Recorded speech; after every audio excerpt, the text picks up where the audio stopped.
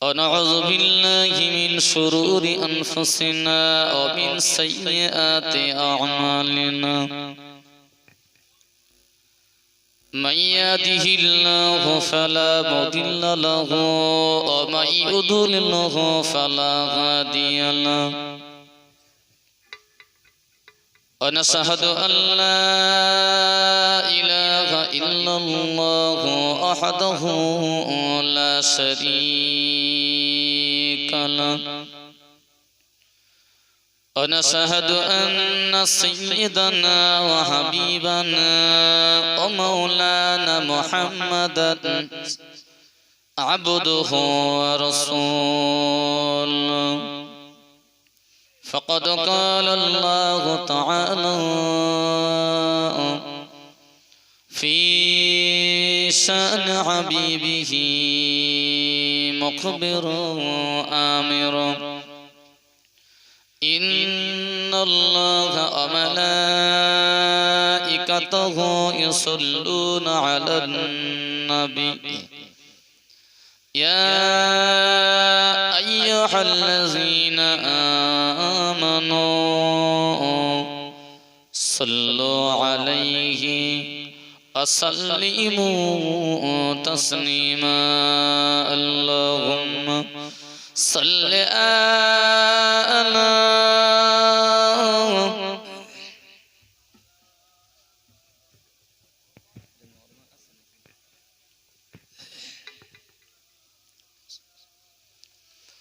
জঙ্গে বদর জঙ্গে উহুদ আরো জঙ্গে কারবালা শহীদ হলেন হাসান হুসাইন আরো হলেন হানজালা আল্লাহুম্মা সাল্লি আলা سيدنا وعلى آل سيدنا করসিলায় আকাশের চাঁদ দ্বিখণ্ডিত হইল কাকে দেখি পাথরের মুখে কথা ফুটিল সে যে মোদের দয়ার নবী কামলি আলা একসাথে পড়ো সবই সাল্লি আলা আল্লাহুম্মা সাল্লি আলা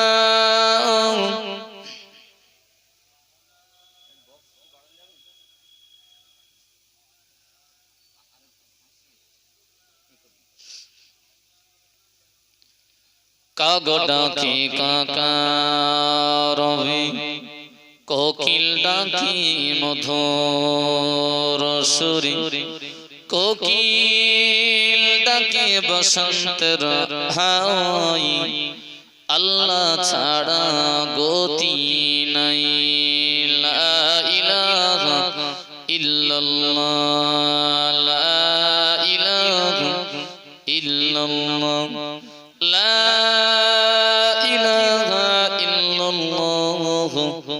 মুহাম্মাদুর রাসূলুল্লাহ আসমানের মালিক যে আল্লাহ জমিনের মালিক সেই আল্লাহ হায়াতের মালিক যে আল্লাহ মৌতের মালিক সেই আল্লাহ লা ইলাহা ইল্লাল্লাহ লা ইলাহা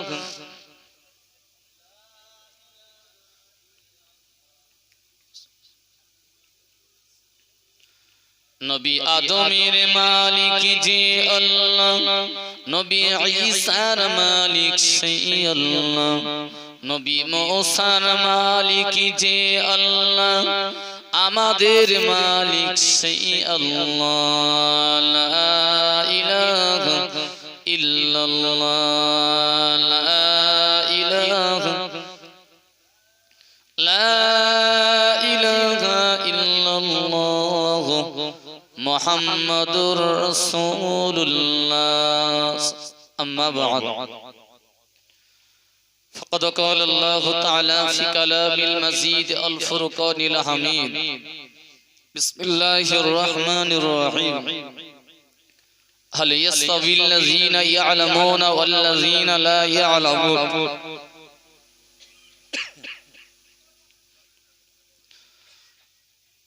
وقال النبي صلى الله عليه وسلم أنا مدينة العلم وعلي بابها أو كما قال عليه الصلاة والسلام وقال الله تعالى في القرآن الكريم بسم الله الرحمن الرحيم ادعوني أستجب لكم সম্মানীয় আজকে মাহফিলের নির্বাচিত সুযোগ্য সভাপতি সাহেব, দিগার ওলামা হযরত, বিশেষত বিদায়ী বক্তা আমার ওস্তাদ হুজুর, বাংলার মানুষের ইমানি সম্পদ, অল ইন্ডিয়া সুন্নাত আল জামাতের সভাপতি, জামিয়া রহমানিয়ার ডিরেক্টর মহামান্য মুফতি সাহেব হুজুর কেবলা, তৎসহ স্থানীয় হুফাজে কেরাম, ওলামায়ে কেরাম, হুজ্জাজে কেরাম, মসজিদের সেক্রেটারি, সভাপতি, ক্যাশিয়ার, আদার্স কমিটি বৃন্দ, এই জলসা কমিটির দায়িত্বশীল ব্যক্তিবর্গ, নওজোয়ান তরুণ, আমার যুবক ভাইয়েরা, ছোট ছোট বাচ্চারা, পর্দানশীনা মা ও বোনেরা, আল্লাহর শাহী দরবারে শুকরিয়া আদায় করি দ্বীন ও শরীয়তের আলোকে জীবন গড়ার লক্ষ্যে মসজিদের উন্নতি কল্পে এই মাহফিল যিনি কায়েম করার তৌফিক দিয়েছেন, প্রাণ ভরে মহব্বতের সাথে পড়ি একবার আলহামদুলিল্লাহ। বিশ্বনবীর প্রতি অসংখ্য দরুদ ও সালাম, সমবেত কণ্ঠে মহব্বতের সাথে পড়ি আর একবার সাল্লাল্লাহু আলাইহি ওয়াসাল্লাম। প্যারা হাজিরিন, সেই সন্ধ্যার পর থেকে একাধিক মুখে অনেক আলাপ আলোচনা আপনারা শুনে আসছেন। বিশেষ করে মুফতি সাহেব হুজুরের গঠনমূলক গুরুত্বপূর্ণ কথাগুলো আপনারা খুব অ্যাটেনশনের সহিত শুনছিলেন এবং সেই আলোচনার বিষয়বস্তু আপনারা নিশ্চিত এখনো অন্তরের কোণে নিয়ে বসে আছেন, ভাবছেন হুজুরের আলোচনার কার্যকারিতা কতটা করা যায়। ওটার পাশাপাশি আমিও আলোচনা করবার নিয়াতে কোরআন শরীফের দুটি আয়াত, বিশ্ব নবীর পাক জবানে বর্ণিত একটি হাদিস পড়েছি। আল্লাহ এই কোরআন ও হাদিসের আয়াতগুলির উপরে কিছু কথা বলার তৌফিক দেন, বলুন সবাই আমিন। সম্মানিত ভাইরা, মুফতি সাহেব হুজুরের কথার সেই দিকের কিছু অংশ যা আপনার দীর্ঘ সময় শুনেছেন,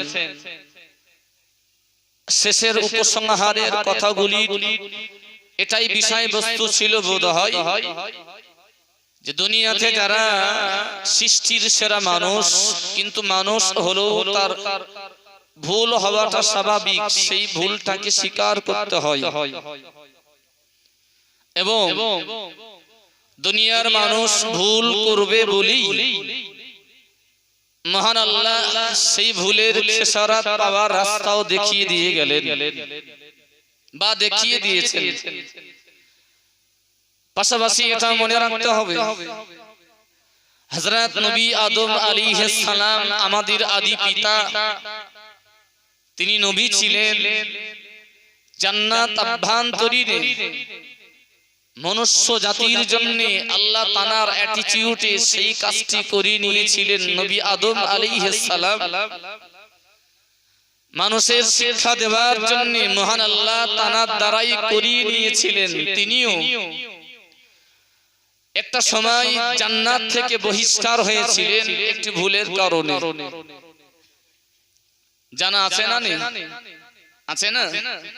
হযরত নবী আদম আলাইহিস সালাম আমাদের আদি পিতা জান্নাত অভ্যন্তরীণে স্ত্রীকে নিয়ে একটি অসংসার অভ্যন্তরীণে পড়েছিলেন বাবা, যার ফলে মহান আল্লাহ সেই জান্নাত নামক তৃপ্তির জায়গা, সুখের জায়গা, শান্তির জায়গা থেকে আল্লাহ সরিয়ে দিয়েছিলেন। পক্ষান্তরে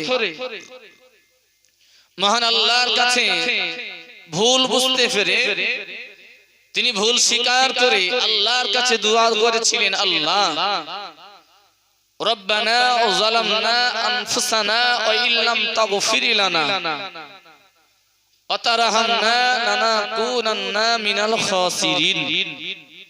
আল্লাহর কাছে দোয়া করার ফলে মহান আল্লাহ নবী আদম আলাইহিস সালাম, মা হাওয়া আলাইহিস সালামকে আবার পূর্বের জায়গা ফেরত দিলেন।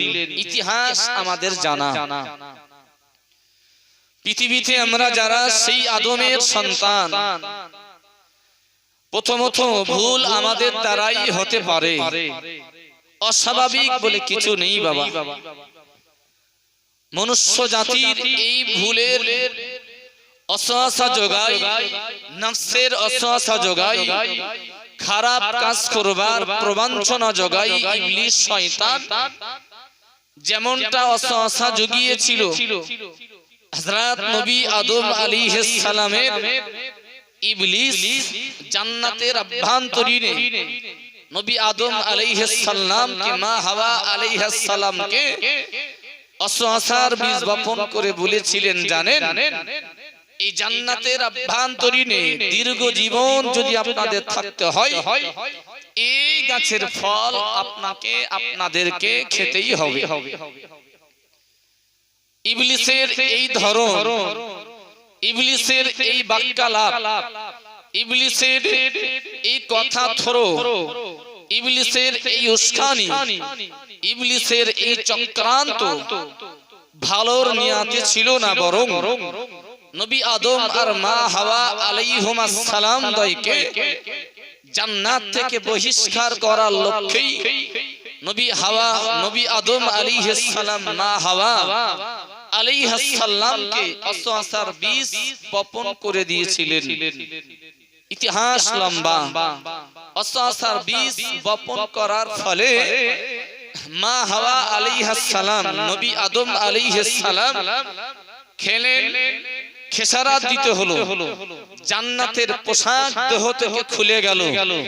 নবী আদম আলাইহিস সালাম, তাফসীরে এসেছে, তিনটি পেয়ারা গাছের তথা আঞ্জির গাছের পাতা দিয়ে লজ্জা নিবারণ করেছিলেন। মা হাওয়া আলাইহিস সালাম পাঁচটি পাতা দ্বারা লজ্জা নিবারণ করেছিলেন। ইতিহাস বলছে সেই কারণেই আদম সন্তান মারা যাবার পরে তার পার্থিব সমস্ত পোশাকগুলো খুলে নেওয়া হয়। পার্থিব পোশাক, মানুষ যে পোশাক পরে ইন্তেকাল করে, মানুষ জীবদ্দশায় যে পোশাকগুলো পরে থাকে, মারা গেলে পরে ওই পোশাকগুলো আর গায়ে রাখা হয় বাবা, কিছু থাকে না আর গায়ে, সব কিছু খুলে নেওয়া হয়। ওই উলঙ্গ অবস্থাতে আল্লাহর কাছে পৌঁছে দেবার লক্ষ্যে মাঝখানে একটু বলে রাখি, জানি আমরা আল্লাহ যখন পৃথিবীতে আমাদেরকে পাঠিয়েছিলেন, যেমন ভাবে মায়ের পেট থেকে আমরা পৃথিবীতে এসেছি, আল্লাহ আমাদেরকে যখন ফেরত নেবেন ঠিক তেমন ভাবেই ফেরত নেন। তথা মানুষের চোখে চশমা পরিহিত অবস্থাতে যদি মৃত্যুবরণ করে পৃথিবীর কোন সন্তান, পৃথিবীর কোন ইমাম আর পাড়ার মানুষ, ওই মৃত্যু ব্যক্তির চোখে চশমাটা ওই অবস্থাতে রাখে না, খুলে নেয়। মাথায় টুপি ছিল, সেটাও খুলে নেওয়া হয়। গায়ে মূল্যবান পোশাক ছিল সেটাও খুলে নেওয়া হয়। প্যারা হাজিরিন, সবগুলোকে খুলে নেওয়া হয়। আল্লাহর কাছে ফেরত দেওয়ার কালে ঠিক আসার সময়ের ওই অ্যাটিটিউডেই, ওই আদর্শ অবলম্বন করে ফেরত দেওয়া হয়। কেবল পার্থক্য, পুরুষের জন্য 3টি সাদা কাপড় তথা কাফনের কাপড়, আর মেয়েদের জন্য, মহিলাদের জন্য 5টি কাফনের সাদা কাপড়। ঠিক না ভুল? নাকি এদিকে নিয়ম আলাদা আছে? তাই না? একই নিয়ম, জাস্ট ইতিহাস পুনরাবৃত্তি করিয়ে একটু স্মরণ করাচ্ছি। হযরত নবী আদম আলাইহিস সালাম, মা হাওয়া আলাইহিস সালাম দই জান্নাত আভ্যন্তরীণের ভুলের খেসারত, তাদের এই জান্নাতের পোশাক খুলে গেল, পাতা দিয়ে লজ্জা নিবারণ করলেন। ইতিহাস আমাদের জানার পরেও স্মরণ করাচ্ছি, 3টি আর 5টি সাদা কাফন, সাদা কাপড় পরিহিত করানো হয়। প্যারা হাজিরিন, হযরত নবী আদম আলাইহিস সালাম আমাদের আদি পিতা, এই কারণেই আমরাও সেই নবীর সন্তান হওয়ার ফলে আমাদের দ্বারাই ভুল হওয়াটা স্বাভাবিক না অস্বাভাবিক? তাই না? নবী আদম আলাইহিস সালাম ভুল করেছিলেন, কিন্তু তার ভিতরে এই ভুলটাকে আমরা ভুল বলে আখ্যায়িত করব না। আমি বোঝানোর জন্য ভুল বললেও ওটা ভুল নয়, বরং উম্মতের জন্য, বান্দা বান্দির জন্য শিক্ষা। বা আদি পিতা আদম আলাইহিস সালাম তার অ্যাটিটিউডে এটা ছিল, মানে তোমরা সন্তান, তোমাদের সেই অ্যাটিটিউডটা থাকতে পারে, তবে ওটা যদি হয় আদম আলাইহিস সালামের অ্যাটিটিউড পাল্টা, এটাও তো তোমার ভিতরে থাকবে। নবী আদম আলাইহিস সালাম ওই ভুল থেকে আবার আল্লাহর রহমত পাওয়ার লক্ষ্যে আল্লাহর কাছে রোনাজারি করেছেন, আল্লাহর কাছে তওবা করেছেন, আল্লাহর কাছে চোখের পানি ঝরিয়েছেন, আল্লাহর কাছে রীতিমতো কাকুতি মিনতি করে বলেছেন, আল্লাহ আইল্লাম তাগফিরি লানা লানাকুনান্না মিনাল খাসিরিন। আল্লাহ আমাদের স্বামী স্ত্রী দুজনকে যদি ক্ষমা না করবেন, আল্লাহ ভুল করেছি, আল্লাহ নফসের গোলামি করেছি, আল্লাহ শয়তানের অসহায় পড়ে অপরাধ করেছি, যদি আপনি ক্ষমা না করবেন আমরা ক্ষতিগ্রস্তদের দলভুক্ত হয়ে যাব। আদম সন্তানের বৈশিষ্ট্য আর স্বভাব হলো ভুল হতে পারে, তবে এটাও তোমার অ্যাটিটিউডে রাখতে হবে, ভুল হলে ভুলটাকে স্বীকার করো। তাহলে নবী আদম আলাইহিস সালামের ওই অ্যাটিটিউড তোমার ভিতরে পরিস্ফুটিত হলো। আজ যারা ভুল করে এই ভুলটাকে ভুল বলে স্বীকারোক্তি দেয় না, ভুল বলে মেনে নেয় না, এরা আদম আলাইহিস সালামের সন্তান হলো ইবলিসের জাত ভাই। যদি বলবেন কেন? নবী আদম আলাইহিস সালাম, নবী আদম আলাইহিস সালাম তিনি অনুতপ্ত হয়ে আল্লাহর রহমতের প্রত্যাশায় আবার রোনাজারি করেছেন, নিষ্কৃতি পেয়েছেন। ইবলিস হওয়ার আগে আল্লাহর কাছে একটি সম্মানের জায়গায় ছিলেন না? ছিলেন না, তাই না? মুআল্লিমুল মালায়েকা তথা ফারিস্তাদের ভিতরে হেডমাস্টার, প্রধান শিক্ষক, তাই না? ফারিস্তাদের প্রধান। ইবলিসে পরিণত হওয়ার পিছনে একটাই মাইনাস, সেই মাইনাস হলো ইবলিসের অহংকার। ইবলিসের অহংকার। নবী আদম আলাইহিস সালামের নমনীয়তা, নবী আদম আলাইহিস সালামের সুন্দর অ্যাটিটিউড আল্লাহ কবুল করলেন, আর ইবলিস ভালো জায়গা থেকে খারাপ জায়গায় গিয়ে অনুতপ্ত হলো না, ভুল স্বীকার করলো না। আল্লাহ যখন সমস্ত ফারিস্তাদেরকে বললেন যে তোমরা আমার নবী আদম আলাইহিস সালামকে সম্মানের সিজদা করো, সবাই সিজদা করলো, ইল্লা ইবলিস। ইবলিস সিজদা করলো না। আল্লাহ পাক জিজ্ঞাসা করলেন কি ব্যাপার? সবাই সিজদা করলো, সম্মানের সিজদা তুমি করলে না।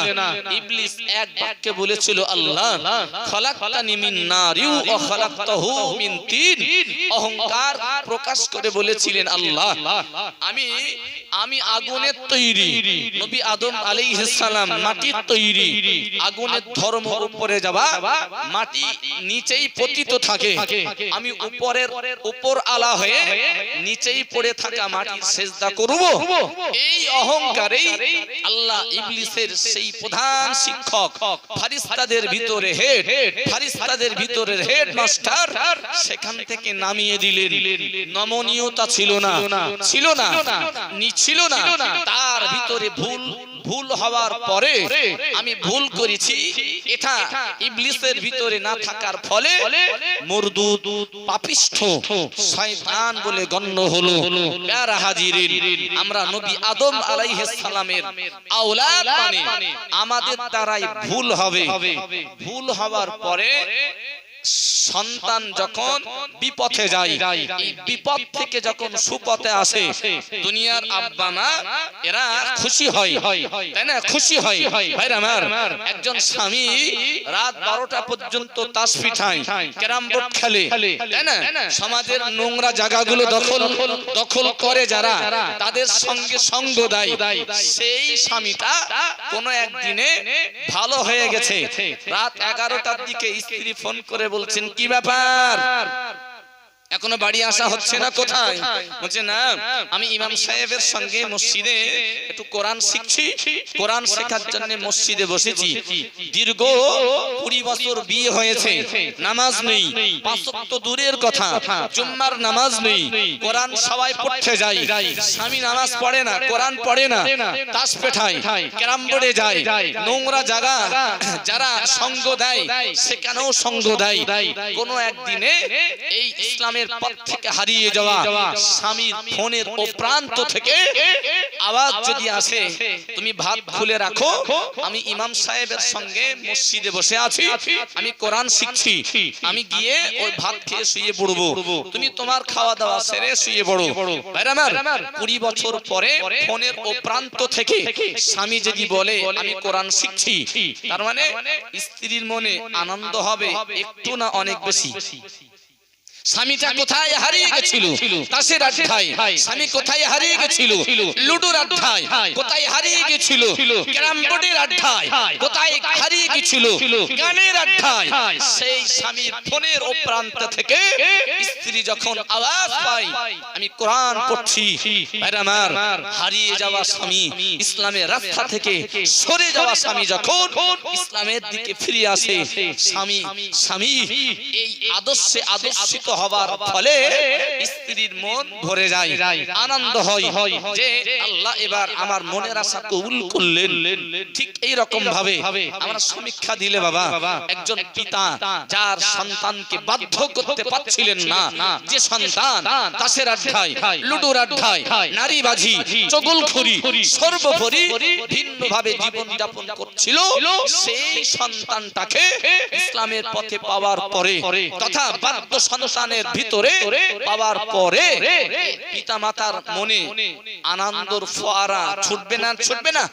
এটা যদি হয় পৃথিবীর বান্দা বান্দির আভ্যন্তরীণের যিনি যে জায়গায় আছে সেই জায়গার তার অধীনে ব্যক্তিবর্গ হারিয়ে গেলে ইসলামের রাস্তা থেকে তারা ফিরে আসলে যেমন আনন্দ বোধ করেন, আমার আল্লাহর কোন বান্দা যদি ভুল করে, বান্দা যদি ভুল করে, বান্দি যদি ভুল করি, আল্লাহর কাছে যদি আবার ফিরে আসে, আমার আল্লাহ ওই হারিয়ে যাওয়া ব্যক্তির ফিরে আসার ফলে আল্লাহ পাক অতি বেশি খুশি হয়ে যান। বলুন সবাই সুবহানাল্লাহ। প্যারা হাজিরিন, কথাগুলো বলতাম কিনা জানি না, তবে হুজুরের শেষ দিকের কথা শুনে এটাই মনে হলো এই বিষয়ে হুজুর বলছিলেন শুধু নয়, বরং আমি যে কথাগুলো বলেছি মনে হয় হুজুর বলে থাকতে পারেন। আমার ভূমিকা দেওয়ার জন্য কথাটা বলতে হলো, যে আদম সন্তান ভুল করবে, তার মানে এই নয় তোমার ওই ভুলের উপরে তুমি মন খারাপ করে থাকবে আমার আর ক্ষমা নেই, আমি জাহান্নামে যাব, এটা নয়। প্যারা হাজিরিন, মসজিদ নববীতে রাসূলুল্লাহর সাহাবারা বসা আছেন, হঠাৎ করে সাহাবাদের ভিতর থেকে বিশ্ব নবীকে প্রশ্ন করলেন, ইয়া রাসূলুল্লাহ, আমরা অপরাধ জগতে ছিলাম, ফিরে এসেছি আল্লাহর কাছে, আমরা যা চাইবো আল্লাহ কবুল করবেন, আল্লাহ কবুল করবেন। তো কোন অ্যাটিটিউড গুলো আমাদের ভিতরে থাকলে পরে আল্লাহর কাছে আমাদের নামাজ, আল্লাহর কাছে আমাদের রোজা, আল্লাহর কাছে আমাদের জুম্মার দিনের ইবাদত, আল্লাহর কাছে আমাদের কোরআনের ইবাদত, আল্লাহর কাছে আমাদের দান সদকার ইবাদত গুলো কবুল হয়ে যাবে, আল্লাহ কবুল করবেন। কোন শর্তগুলো থাকলে পরে আল্লাহ বান্দা বান্দীদের আমলগুলো কবুল করবেন, দোয়া কবুল করবেন, মেহনত করা, কষ্ট করা, সেই নেক সৎ আমলগুলো আল্লাহর কাছে অ্যাকসেপ্ট হবে। ইয়া রাসূলুল্লাহ, এমন কিছু অ্যাটিটিউড, এমন কিছু আমল শেখান যেগুলো করলে আল্লাহ আমাদের ইবাদত কবুল করবেন। আমার বন্ধুরা, মুরব্বিয়ানেরা, মায়েরা, বোনেরা, আল্লাহ পাকের নবী মুহাম্মদুর রাসূলুল্লাহ সাল্লাল্লাহু আলাইহি ওয়াসাল্লাম মসজিদ নববীর ভিতরে সাহাবাদেরকে ডেকে ডেকে বললেন, ও আমার সাহাবারা, মনে রাখো, ইন্নাল ইসলাম ইয়াহদিমু মা কানা ক্বাবলাহু। ও আমার সাহাবারা, মনে রাখো, আমি রাসূলুল্লাহ বলছি, আল্লাহর দুনিয়াতে কেউ যদি ভুল পথে থাকে, কেউ যদি গুনার সাগরে হাবুডুবু খায়, আল্লাহর বান্দা বান্দি যদি আবার ইসলামের দিকে ফিরে আসে, আমল করবার ব্যাপারে যত্নবান হয়ে যায়, ও আমার সাহাবায়ে কেরাম, মনে রাখো, এবং সেই আমল আল্লাহর কাছে কবুল হবে। এই মন ভরা আশা নিয়ে যদি আল্লাহর সহি দরবারে রোনাজারি করে, আল্লাহ পাকের সহি দরবারে কান্নাকাটি করে, আর আল্লাহ জানো ওই ইবাদত, ওই রোনাজারি, ওই কান্নাকাটি কবুল করে নাই, ও আমার সাহাবারা, মনে রাখো, আল্লাহ কবুল করবেন। সত্য হলো আল্লাহ পাক রব্বুল আলামিন আমি রাসূলুল্লাহর সঙ্গে একটি সম্পদ দিয়েছেন, ওই সম্পদ হলো ইলম নামীয় সম্পদ, ওই সম্পদ হলো শিক্ষা নামীয় সম্পদ, ওই সম্পদ হলো এডুকেশন নামীয় সম্পদ। ও আমার সাহাবায়ে কেরাম, মনে রাখো, আল্লাহর কাছে দোয়া কবুল হওয়ার জন্য, আল্লাহর কাছে মোনাজাত কবুল হওয়ার জন্য, আল্লাহর কাছে ইবাদত কবুল হওয়ার জন্য শর্ত হলো ইলম অনুপাতে জ্ঞান অনুপাতে আমল করা, তথা আল্লাহর কাছে রোনাজারি করছো, ওই রোনাজারি, ওই মোনাজাত আল্লাহ কবুল করবেন। শর্ত হলো তুমি বেশি বেশি জ্ঞানের অধিকারী হয়ে যাও। ও আমার সাহাবায়ে কেরাম, মনে রাখো, আল্লাহ পাক কবুল করবেন ওই আমলটা, যে আমলটা জ্ঞান পূর্ণ আমল হবে, যে আমলটা হবে শরীয়তের আমল এবং জ্ঞান পূর্ণ আমল, ওই আমলটা আল্লাহর কাছে মর্যাদা পেয়ে যাবে। তোমার কান্নাকাটি, তোমার রোনাজারি, তোমার নামাজ কালাম, তোমার কোরআন পড়া, তোমার দান সদকা, সবকিছু আল্লাহ কবুল করবেন। তবে কবুলিয়াতের শর্ত হলো তোমাকে শিক্ষা অর্জন করতে হবে।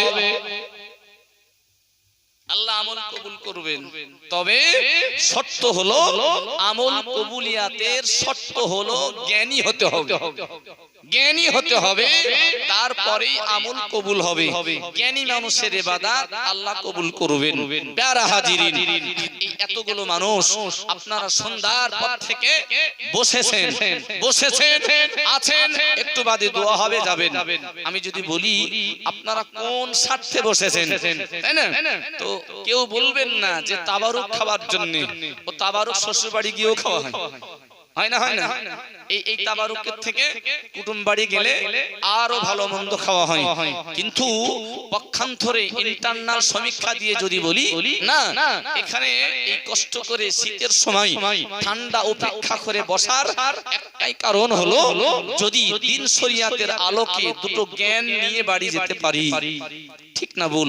একটি মশলা, দুটি মশলা, দুটি জ্ঞান, দুটি আমলের শিক্ষা যদি কোন মাহফিল থেকে নিতে পারি, আমার এই আশায় দুনিয়ার মানুষ যারা কোরআন হাদিসের আলোকে মজলিসের জলসা শুনতে যান, মনে রাখতে হবে একটি হাদিস আছে না, যে তালিবুল ইলম, যারা মাদ্রাসার ছাত্র যারা জ্ঞান অর্জন কন্যাওয়ালা বা কন্যাওয়ালি বাড়ি থেকে বার হয় কোথায় যাচ্ছেন না জামিয়া রহমানিয়া ছাত্র সেই জায়গার পঠন শুরু হয়েছে এই জন্য এতদিন ছুটি ছিল মাদ্রাসায় যাচ্ছেন নবী বললেন আল্লাহ পাক ওই তালেবুল ইলমকে মাদ্রাসা পর্যন্ত পৌঁছে দেওয়ার জন্য আল্লাহ রহমতের ফারিস্তা দিয়ে ডানা বিছিয়ে তালেবুল ইলমকে নির্বিঘ্নে মাদ্রাসা পর্যন্ত পৌঁছে দেন বলুন সুবহানাল্লাহ আবার যখন মাদ্রাসা ছুটি হবে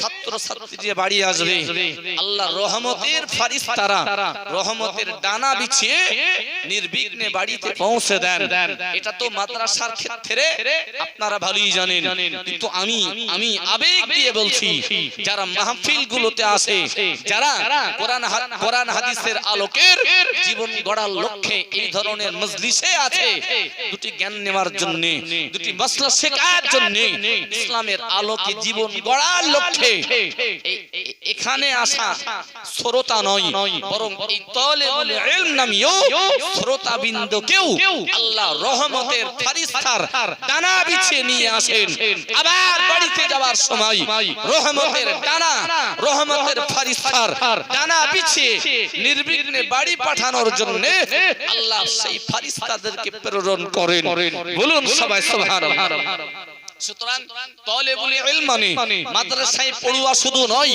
তালেবুল ইলম মানে যারা জীবনে জলসা শোনার জন্য কোন মাহফিলে যায় তালেবুল ইলম মানে যারা কোরআন হাদিসের আলোকে দুটি জ্ঞান নেওয়ার জন্য হোক নিজের গ্রামে হোক ভাইরাঘর গ্রামে হোক শ্বশুরবাড়ি গ্রামে জলসা তো চলো না দাওয়াত করেছে সবাই যায় নিয়াত যদি হয় দুটি জ্ঞান নেওয়ার জন্য নিশ্চিত মহান আল্লাহ সওয়াব দিয়ে দিবেন রহমতের ফারিস্তা দ্বারা রহমতের ডানাও বিছিয়ে দিবেন আর এই সময়কার শ্বশুর বাড়ি জলসা হলে শ্বশুর বাড়ির তরফ থেকে মেয়ে জামাইদেরকে দাওয়াত করা হয় শুধু জলসা শোনার জন্য নয় খাওয়ার জন্য আর বরং এটাও আমরা দেখি বাবা জলসার উদ্দেশ্যে কুটুম বাড়ি নিয়ে এসে 8:30টার দিকে খাওয়া দাওয়া করে হিঁয়ো বলে কম্বল মুড়ি দিয়ে শুয়ে পড়ে সকালবেলা উঠেই সাই গোষ্ঠী সবাই মিলে মনোহারীর দোকানের কেনাকাটা হয় এর নাম হলো জলসা এই গ্রামে হয় না এটা পশ্চিম বাংলায় হয় আমি এই গ্রামের মানুষদের জন্য বলছি না দেখবেন কুটুম বাড়িতে গিয়ে যারা জলসা উপলক্ষে দাওয়াত পেয়ে কুটুম বাড়ি গেছে বাবা ভালো মন্দ তুমি গেছো মানে করবে তার মানে এই নয় যে শুধু খাওয়ার জন্য দাওয়াত হয়েছে জলসা কেন্দ্রিক তো আহ্বান জলসা কেন্দ্রিক দাওয়াত তো এই হাদিসটি কাজে লাগানোর জন্য যে আত্মীয়ই দাওয়াত করুক না কেন খালিস নিয়াতে অন্তত 1 ঘন্টা হলো অন্তত আধা ঘন্টা হলো কুটুম বাড়ি গেছেন হক আদায় করার লক্ষ্যে মাহফিলে একটু যদি হাজিরা দেন তালিবুল ইলমের খাতায় নাম তুলে শ্বশুরবাড়ি থেকে বাড়ি আসবেন সুতরাং এই সুযোগটা আমরা যেন হাতছাড়া না করি জলসা উপলক্ষে দাওয়াত হলে শুধু খেয়ে বাড়ি আসবো না বরং আধ ঘন্টা হলো মাহফিলের সময় দিয়ে বাড়ি আসবো তাহলে শ্বশুরবাড়ি যাবার সময় নিয়াত আমার একদিকে দুটো খাওয়া দাওয়া হবে অন্যদিকে দুটো জ্ঞান অর্জন হবে আল্লাহর রহমতের ফারিস্তারা ডানা বিছিয়ে নিয়ে যাবেন আবার যেদিন বাড়ি আসবেন পরের দিনে মহান আল্লাহ রহমতের ফারিস্তা দ্বারা নির্বিঘ্নে বাড়িতে পৌঁছে দেবেন বলুন সবাই সুবহানাল্লাহ প্যারা হাজিরিন সুতরাং আমি আপনাকে বলতে চাইছি রাসূলুল্লাহ সাহাবাদের প্রিয় নবী বললেন আল্লাহর কাছে দোয়া কবুলিয়াতের জন্য শর্ত হলো তুমি জ্ঞানী হও তুমি জ্ঞান অর্জন করো তুমি পড়াশোনা করো এতদিন ভুল হয়েছে ভুল করেছো শয়তানের প্রবঞ্চনায় আল্লাহর রহমতের প্রত্যাশায় আল্লাহর সান্নিধ্য অর্জনের জন্য আল্লাহ পাকের নিয়ামত পাওয়ার জন্য আজকে যখন তুমি নিয়াত করেছো আল্লাহ পাকের নৈকট্য হাসিল করব জ্ঞান শূন্য ইবাদত